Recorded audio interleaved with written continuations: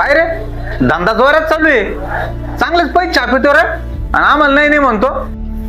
अरे हे फक्त दिसायला दिसत, गावात काय धंदे आहे का रे? बस का आता मित्र सांग खोटं बोलायचं का? अरे नाही नाही म्हणता तू 5-6 हजार रुपये रोज कमीत असन, गावात दुसरं दुकान आहे का? जास्त काय तू आम्हाला पैसे देणार आहे? काय माणूस आहे राव. अरे बबड्या, मी तो सोबत खोटं बोलन का? अरे भाऊ इथं भाडं भरायला मुश्किल आहे, एखादं गिऱ्हाईक असलं तर ओळखीचं पाठव ना. अरे तुला तर माहिती आहे आपल्या किती ओळखी आहे. अरे आपला माणूस मोठा झालाच पाहिजे.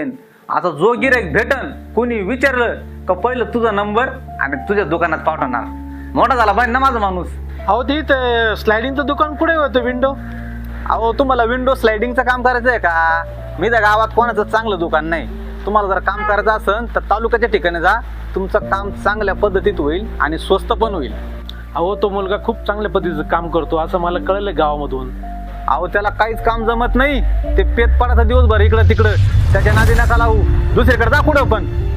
हा, आपला माणूस मोठा झाला पाहिजे.